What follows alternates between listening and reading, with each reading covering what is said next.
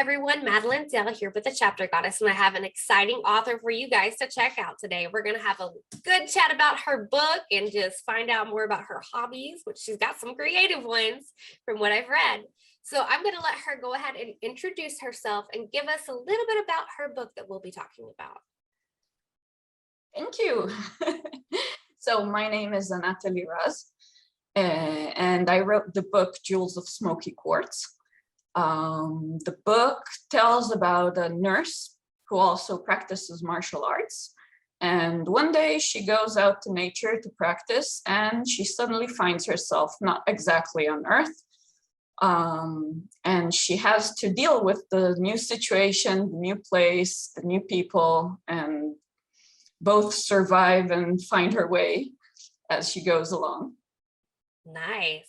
So you mentioned martial arts, and in the questionnaire, you said you practice jiu-jitsu. Is that right? Or yes.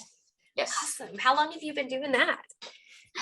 Well, I've been practicing Aikido for a few years from back in '99 until I started having a family, and pregnancies didn't go well with martial arts, so I took a stop. And a few years back, the girls were big and I was having more free time in the evenings, and I found a great group very close to where I live and returned to practice. And this time it was jiu-jitsu. So nice. So with the main character of your story, go ahead and give us a little bit about her background and where the inspiration for her came from. So the inspiration for her came from actually quite a few background things. First of all, I used to play Dungeons and Dragons early on. So yeah, one of the games we had was a game when actually it was us from Earth, and we were dealing with let me just make sure this is silent. And we were playing ourselves with fantasy related, like if someone used to play mages as a character, then he became a mage, though he was himself as a person, and so on. So that was one thing that I kind of like, playing with both the earth and the fantasy world relationship. The nurse, I'm not a nurse, I'm a physiotherapist, but I do work in hospital conditions. Yes. And I've been, That is awesome. I'm a physical therapy assistant, so that's actually really cool. I can relate to you on that. I'm not working right now, but because I'm focusing on the writing stuff and things are a little crazy with my family, but that is awesome. So I like so you know exactly what I mean. Yes, I do, because I prefer to work in skilled settings than like anything else. But I love that you're tying in what you do as a career into your novel. So yeah, so of course I'm not a nurse and I can't do the things nurses do, but I have daily interactions with them from 2005, which was when I started working in hospitals. And I also did interview and talk to nurses as I wrote certain scenes to make sure that I'm not making a joke, not from them and not from myself, to make it as true as possible. And the martial arts I took from my background, though the main character is much higher level than I am in ranking, but it had to do with the story. So yeah, I talked with my sensei and I talked with other participants to see if the way I put the martial arts inside the book made sense from a reader's point of view or from the actual scene itself as a fighting scene. Because one thing I like about her is that she's not invincible and she knows it, and she gets hurt as well. So yeah, so that's part of it. That sounds like a really good character, because I like the characters that aren't completely invisible or not invincible. Sorry, not invisible. Tongue tied. Because I feel like it shows like it allows the reader to have more of a connection with them because they're vulnerable. Yes. So I really like that. So with creating her, comment. Go ahead. Sorry. I did have one review that said that she was a Mary Sue, but okay, that's the reader's point of view, and I accept it from there or how they took it. But I had many comments saying otherwise, so I hope I made her kind of how should I say it, balanced between her good parts and the ones that she's kind of struggling with. That is good. I like that because it also leaves room for character growth.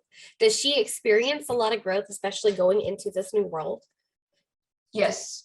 You do get glimpses of her background during the story of her background on Earth, I mean. So you kind of learn from where she came and how her background affects how she acts. And then she needs to deal with both information she learns along the way. And well, that comes to where the book started from. It was just this December evening that I don't really remember even if it was after talking with friends or if it was something on TV that I was watching. And the question of, do we have free will came up. And I'm not talking about the religious part of it. I'm talking even on a day-to-day basis. I mean, the family you grew up in, the society you grew up in, how much does it affect the way that you react to things around you? And I am taking out the religion part of it. It's not even in the book in any way. Yeah. Just as the actions, the way you think, the way you react to things. And of course, here it's like taking it and putting it in the spotlight, so it gets a much larger look at things. But as the book progresses, she's all the time asking herself, why is this happening? I'm supposed to be an adult. I'm supposed to be sorry. You're good. I'm supposed to be responsible for my actions and for what's happening to me. And it doesn't always happen. And it comes again and again about why is it so? Until it comes, of course, the climax of the book, which you get some of the answers to it. Oh, so did you end up putting more of yourself in her character? Go ahead. I think so. I'm not her and she's not me. We do have very different backgrounds, and I think she's a much more independent adult. Not that I'm, having to lean on someone or something like that, but since she's like not married, she doesn't have children, everything she does, she's doing for herself and by herself, and she doesn't need anybody or owe anybody anything. And these are things that she comes with to this other world, where suddenly her freedom is taken away, her way of looking at things is taken away, her best profession as an emergency room nurse is suddenly almost not helpful in any way because she doesn't have the medicine or the technology to use it, though she does have certain knowledge that she does use along the book. But in general, she can't do the things that she loved and used to do, and suddenly she needs to find a new way to deal with things. Nice. I like that. So I'm looking here at, is it Tehran? Did I say that right? Is that the world she enters, or Tehran. Yeah, Tehran is the city. Okay. It's a city she's being brought to. And it has a fighter's ring, which is something like a gladiator ring of a sort. And she's sold to slavery there. And she needs to she needs to survive Yeah. and find, and she's actually being brought there because of the way she was fighting, and it put like an interesting look on someone that caught her and says, okay, I can do something with this. This is interesting. And nobody actually understands the way that she's fighting, because this is a world that you either have a sword and you use it, or a knife and you use it, or maybe you can throw a punch at someone if you're strong enough. But she's not specifically strong. She's not big, physically large or anything. And still she's able to bring down fighters which are much stronger and bigger than she is. And this puts an interesting twist on how others are looking at her. So yeah, Turan is the city she is brought to. The land itself is called Damon. Okay. And you get it later in the story, and it has a twist to it as well. Yeah. I like that. Where did you get the idea to put her into the fighter's ring like that? I was, first of all, when I was practicing Aikido is one of the like soft martial arts. It's more of a kind of a defensive martial art, something that you're supposed to not defeat your opponent, but restrain him and stop the fighting. And the teacher, the sensei that I used to work with, he came from a background of many martial arts, karate and judo and jujitsu, and he was like on the mat since the age of 8 or something like that. And one thing I liked about the way he was teaching, it was, okay, this is a very flowing martial art. It's very nice in movement. It can teach you great things, but I'm going to show you how it's going to be effective in real scenes or real life experiences. And that's what I liked about him, because he was not just selling you some kind of, oh, this is so nice, and you're going to throw a 2-meter large person over your head and he's going to fly a few feet away, or no. It's either it's working or it's not working. And if it's not working, you're doing something wrong, because it can work if you do it correctly. So that's something I really, really liked about the way he was teaching. And he was having a lot of trouble with other senseis, and because even when we had like, not international, but people coming from abroad to teach, and then people from all around the country used to come over and have like a 3 or 4 day seminar and stuff like that. And other teachers would go, oh, you're still practicing with him? You haven't left yet? Because people thought that he was going to break the bones of probably almost every student that goes through him. I didn't break anything. Everything's fine. Yeah. So yeah, I survived it very well, pretty much. But that's part of the idea for her, for the main character, that these are kind of martial arts that can work, even if they're soft, even if they're not meant to kill. And they can kill, by the way, because they came from older martial arts and older, like the Aikido actually came from the samurais, and they're not specifically, it's kind of a new martial arts compared to all the judo and karate and stuff like that. But it's the people that started it and worked with it in the beginning were actually fighters, were actually soldiers, most of them. So it came from a true fighting type of way of combat, you can say. That is fascinating. I like that you've tied that in, because that kind of gives her more like history, like the whole world in general has more history because of that. Yes. So, big question. What inspired you to go ahead and publish a book and become an author? Did you have an aha moment, or was it something like stepping out of your comfort zone? No, it was kind of a aha moment. It was kind of funny because I actually I said I got the idea in December of 2018. Uh-huh. And most of the book was written in about 3.5 months. Yeah, it was like I couldn't stop writing. I would wake up in the middle of the night, and until I didn't write the scene that was playing in my head, I will not fall asleep, if I even fall asleep at all. Yeah. So I wrote most of the book in 3.5 months.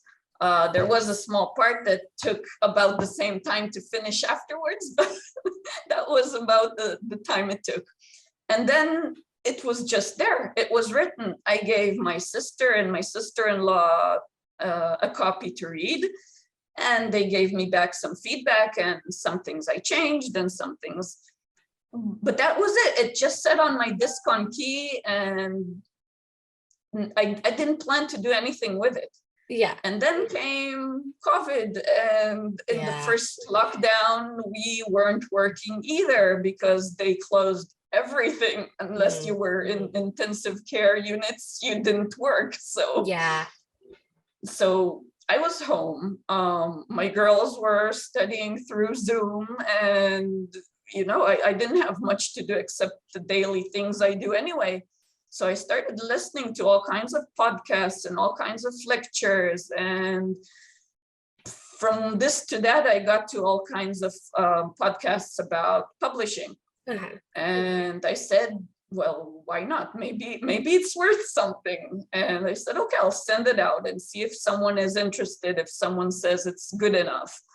And that's what happened. I just started contacting different publishers, or I think it's a little different here than like in the United States or in Europe, because we have kind of publishers that it's not exactly what you call the vanity press, but you do pay, but you pay for the services that you would pay as any author, like for the book cover and for the paging and, things that anyway, for the editor and stuff like that. Yeah. But since I wrote in English, which is not the main language here, then the book was supposed to go to Amazon, because most of the audience is worldwide rather than here in my country. And that's the part that they helped me out, because I had no idea how to work with Amazon. I had no idea how to get the ID numbers for the book and doing everything like both by the law and with everything that needs to be done, considering income tax, whatever, all the it's a lot. Like it's all, when I started the whole like process of it, I kind of was like, holy crap, this is way more than what I was expecting. Cause like, it's also a learning process. There's so much that they require you to do, and there's so much you have to do. It's not just, oh, I finished writing, let's put it up kind of thing. It's like, oh, now you got to do this. You're like, okay. Yeah. At one point I was going like, I don't think I'm going to publish another book, because it was so much around it that was, it was deflating. I don't have a better word for it. It was like, really, maybe I'll just write a book and put it free on some, like the Pinterest or whatever, just to have it out, but leave me alone. I don't want to do all the it's a lot of work stuff. And especially trying to market it and get it out there. It's insane. So are you going to go ahead and write another book? Like, I am. Okay, I was like, are you planning it? Like, what does your process look like when you get ready to start writing? Do you write out like a huge outline, or do you kind of fly by the seat of your pants? I'm, as I always joke, I'm 100% pantster. I write scenes. A scene will come, I see it like kind of a movie scene in my head, and I write it down, sometimes with more detail, sometimes just the outlines of it, and then I'll sit later on and put everything in it. But it doesn't have to be in any way the way that actually it will go into the book later on. I mean, right now, out of the second book, I've written about 50 or 60 pages, and they are, two scenes are options to be the beginning of the book, which I still don't know which one is going to actually open the book. And then there's a scene that's like probably going to be somewhere around the first third of the book. It's jumping back and forth, and then I just take everything and smudge it all together and decide which scene goes where, and if actually all the scenes are going to go into the final draft. And so it's a very messy process. I like it though. It's like putting together a puzzle. Oh, only you don't know if all the pieces are actually going to fit by the end of it. So, but then you have all these extra like bonus scenes you could do as like extra content in the back of the book. So like, this is like a scene I didn't put in, but if you're interested, you can read it, kind of thing. I like that. So I think that at some point there will be, Mhm. because like the second MC, you get some information about him in the book, but you still, a lot of his past is in the dark. You Mhm. get the major things, but you still know that there's a lot of things you weren't told. Because he even says, okay, I'll tell you this, like to the main character, I'll tell you this, but at another time. And he doesn't go into the details of it. And there's another character that comes like in the last third of the book or so, which was supposed in the beginning to be a really side character. Like he was supposed to meet them, give them some information, and they were supposed to move on. And suddenly he started getting a much larger part and started demanding to have and for the second book, I actually he's getting a major part in everything that's happening. Nice. And you learn a lot more about him in the second book and why he is as he is and so on. So yeah, I had a funny thing that we were supposed to write once, just like a practice kind of thing. Like having a side character that demanded to have more of more parts in the book, and it's like I'm interviewing him and he's like going, yeah, if you don't give me a bigger part, I'm gonna tell them what's going on, and I don't dare. So on. So it's a kind of a funny conversation with him about him becoming a much major character as the Nice. books go along. I like that because it's my characters kind of do the same thing. They kind of like come in and they're like, oh no, we're not done yet. We're gonna do this next. And I'm like, no, wait, what? Hold on. Like, just kind of slow down. They take over and just take off. Exactly. It's crazy. And some people are like, what are you talking about? You don't know what's happening? Like, especially because like I'm kind of a pantser too. I'm like, yeah, no. The characters are in charge. They'll let me know when it's time to do something. So yeah. It's like I had a friend ask, so you don't know what's going to happen in the second book, but you said it's going to probably be the end of it. I said, right, but I don't know what's going to happen in the end. I actually have about 3 options to finish the book in different ways, and I don't know where it's going to lead out of the 3, because I probably will not write all 3 and then say, okay, if you want like a Hollywood ending, go to page X. And if you want, like a grimdark ending, go to page Y. No, it's not. One of them will come out, but depending on how the book writes itself along the way. For real. It's crazy. So what is something readers don't know about you? What our readers don't know about me? Well, if they go into Amazon and read about the author page, so they probably know a little more. But I live in Israel. My English is not from my home country. Sadly, I don't like the way they teach English here. They learn so many years and then they don't know how to speak English. Yeah. I've been abroad. I've been in Singapore for 4 years in my childhood. Where I studied in international American school. And that's actually both the place I started loving fantasy and the place that I started reading a lot in English. And that's where everything started off. That was the real beginning of it all. Nice. And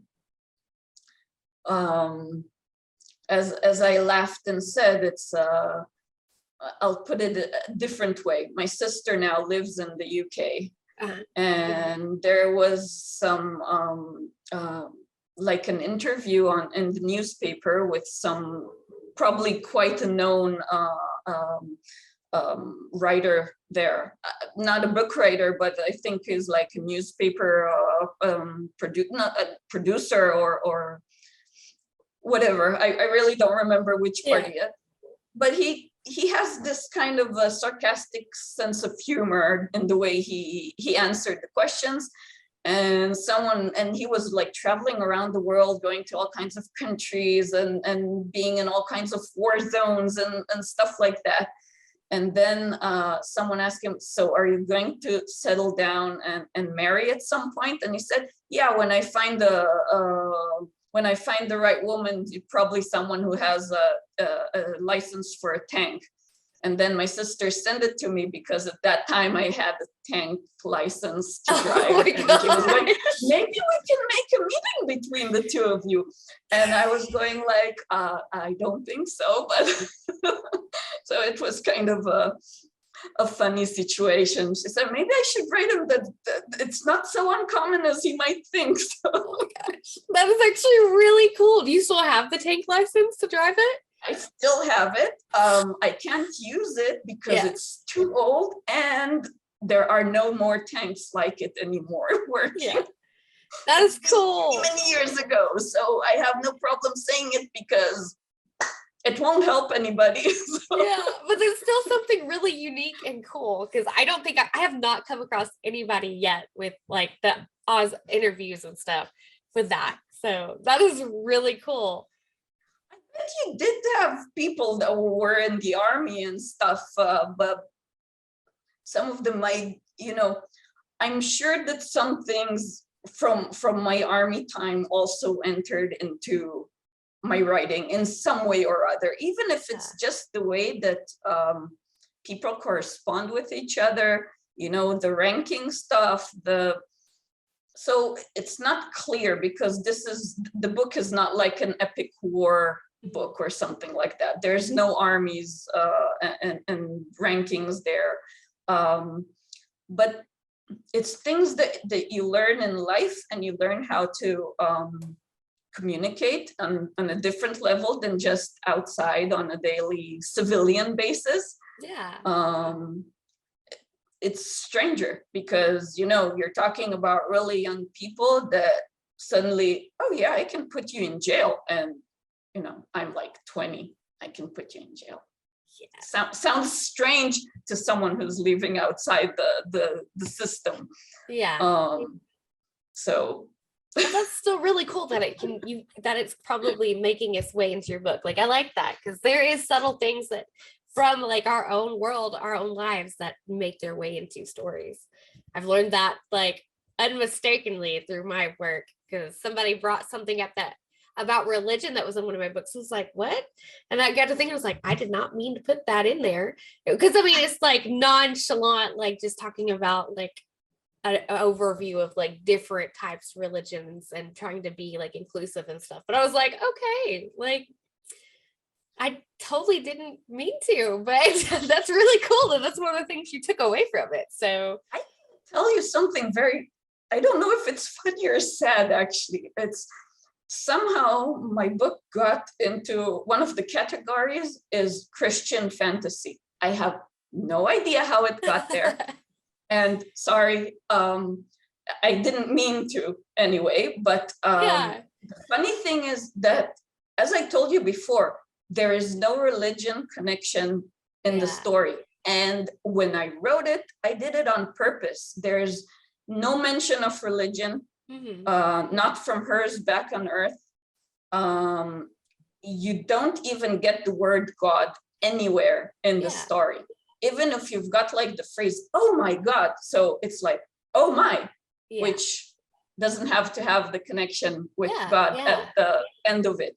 And I did it on purpose, and I did it, yes. And because when I wrote it, I didn't really know ever if I was going to publish it or not, but I live in a very, problematic country, both with religion and both with politics and and I didn't want to have it like as a part of the book. I wanted the book to be clean from these subjects, I'll say. That is a very creative way to go about it, though, because that is good, because a lot of authors, like, we don't want it to be part of that, and some people make it, and that's Amazon's weird about putting things in categories. So yes, I really don't know how it got there. I'm sorry that, because I do have like very Christian friends that read the book and liked it, and which is great, but I was telling them, I really don't know how it got there. It was not on purpose. And no, it doesn't have anything to do with religion. So that is hilarious. They took it quite fine with the. Yeah, that is too funny. On a different note, what does your writing routine look like? Because you're working as a physical therapist, you've got kids, and I know as a mom, like, you stay busy regardless of however you want your day to go. You're constantly having to do something. But how does your writing routine look? Or do you have a set schedule? Is it kind of whenever you can get like a writing sprint down? It's usually writing sprints, and I have to have a muse to write. I mean, I can go around months or weeks without writing a single word. And, sometimes in writers groups, they say, write every day. Even if it's a few sentences, write every day. It doesn't work for me, and it's fine. It's a good advice, but it depends on who needs it. There are some people that if they don't write a few sentences, then they can't bring themselves into writing anything at all. For me, I have to have an idea or have a scene in my head, and I'll write it down. So I can write like in a couple of days, like 10,000 words or so. Wow. Yeah, I had some sprints like that. And on other days, weeks, I will not write a single word. Sadly, most of my ideas come to me in the middle of the night, wake me up and say, you're not going back to sleep until you're writing us down. So forget about sleep today, and you'll probably won't finish even when your alarm clock starts ringing that you had to wake up anyway. So it's in these cases, I sometimes, lunch break, I will go on my phone and start like this, trying to finish what I've started during the night. So I'll get as much of it written somewhere. Or if I can't get it written, so just at least some major things or sentences that I really liked in my head and I wanted them to be remembered as they were. And yeah, so there's no schedule, there's no timeline, there's no way that there's no time set for writing. I either write or I don't write. It can take longer, it can take shorter, depending also on the times of the year, because if, it's times that at work I'm doing a lot of things and I have to do like read researches or reviews in the afternoon, so the time goes for that. If my kids need me, then it's the time for that, and so on. So yeah, no, I get it. That's awesome. So go ahead and tell our viewers where they can find you and your work. Okay, so my book is on Amazon. It's called Jewels of Smoky Quartz. It's available both as an ebook and as a paperback. I didn't do a hardback cover because I'm not that, mostly it's collectibles and I'm not that known yet. So I don't think anybody would really care about a hardback right now. So I'll give it a little more time, if at all. So through Amazon, it's available. There is one nice thing, if someone wants to listen, then on YouTube, use the same name, Jewels of Smoky Quartz. And there's a song that I wrote for the book itself.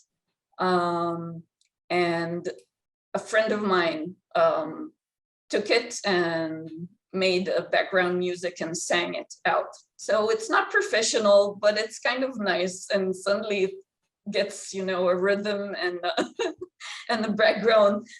Somehow now I can't read the words of the song without singing it in my head anymore, the way she put it. So it's also something kind of neat to have like an inner look into the book without actually reading any of it. Yes, and it is a very pretty song. I listened to it before the show, so. Yeah. As you can see, we have our accents. Yes. And if somebody wants to talk with me, I'm on Facebook. My page is open for anyone. Look for the page that I'm not in a hospital uniform. The other one is the one that is open for everyone. And I love to chat. I love to correspond with my readers. I have many readers that, you know, sometimes they write in the end and they kind of gave you a summary of the book, whether it's like a review or something personal more for you. But the thing I enjoyed the most are people that actually write me as they read the book. And then you get the raw feelings as they get to certain scenes. And then it's neat. It's like, they're either so ecstatic or how could you have done this? Or, and it's the fun thing because you know what's going on and you know what's going to come next, but you see how they develop with the story, and it's the most enjoyable thing. So if somebody wants to read my book and wants to talk with me on the way, ask questions, anything at all, comment, or you're always welcome. I do my best to respond as quickly as possible, taking into account that we're on different timelines in the world, but I'm really happy to do so. Awesome. Well, thank you so much for hanging out with me on the show today. Thank you for having me. It was great fun.